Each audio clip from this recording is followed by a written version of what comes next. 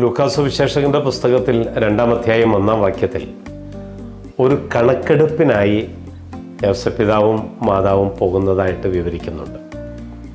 അത് അഗസ്റ്റസ് സീസറിൻ്റെ കാലത്ത് നടന്ന ഒരു കണക്കെടുപ്പ്.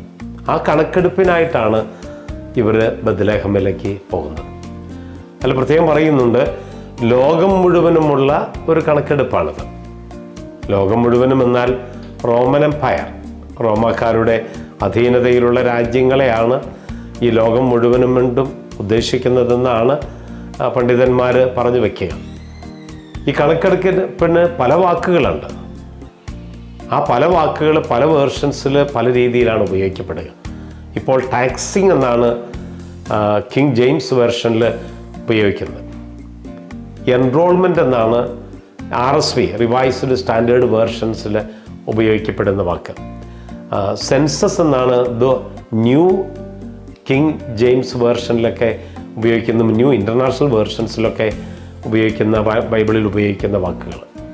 രജിസ്ട്രേഷൻ എന്നാണ് ന്യൂ റിവൈസ്ഡ് വേർഷനിൽ ഉപയോഗിക്കുന്ന വാക്ക്.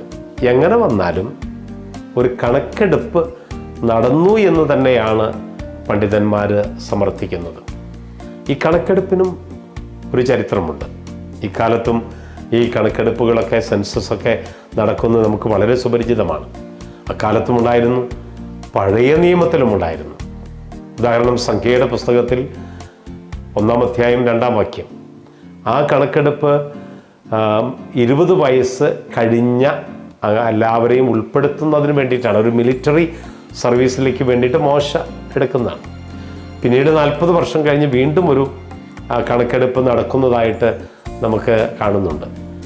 എങ്ങനെ വന്നാലും സംഖ്യയുടെ പുസ്തകം 26-ാം അധ്യായം 64-65 വാക്യങ്ങളിൽ ഇസ്രായേലിൻ്റെ 12 ഗോത്രങ്ങൾ ഉൾപ്പെടുത്തിയുള്ള ഒരു കണക്കെടുപ്പിനെ കുറിച്ച് അവിടെ പറയുന്നുണ്ട്. പഴയ ബാബിലോണിലും ഇതുപോലെ ഒരു സെൻസസ് കണക്കെടുപ്പ് നടത്തിയതായിട്ട് ചരിത്രം നമ്മോട് പറയുന്നുണ്ട്. അപ്പോൾ കണക്കെടുപ്പ് എന്ന് പറയുന്നത് ഈ കാലത്ത് മാത്രം തുടങ്ങിയതല്ല.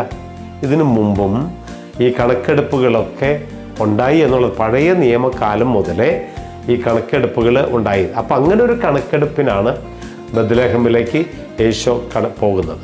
എന്താണ് സെൻസസ് എന്ന് വെച്ചാൽ, അക്കാലത്ത് പലതരത്തിലുള്ള അർത്ഥതലങ്ങളാണ് ഈ സെൻസസിന് നൽകുന്നത്. ഒന്നാമത്തേത് മേക്കിംഗ് എ റോൾ കോൾ, രണ്ടാമത്തേത് a declaration for registration of the property ownership, മൂന്നാമത്തേത് registering men for military service. ഇതിനൊക്കെ വേണ്ടിയിട്ടാണ് ഈ സെൻസസ് എടുക്കുന്നത്. ഇവിടെ ഈ സെൻസസ് എടുക്കാൻ പറയുന്നത് അഗസ്റ്റസ് സീസറാണ്. അഗസ്റ്റസ് സീസറിൻ്റെ ഫുൾ നാമം ഇതാണ്: ഗായൂസ് ജൂലിയസ് സീസർ അഗസ്റ്റസ് എന്നാണ് അദ്ദേഹത്തിൻ്റെ മുഴുവൻ പേര്. അദ്ദേഹം റോമൻ എംപററായിരുന്നു.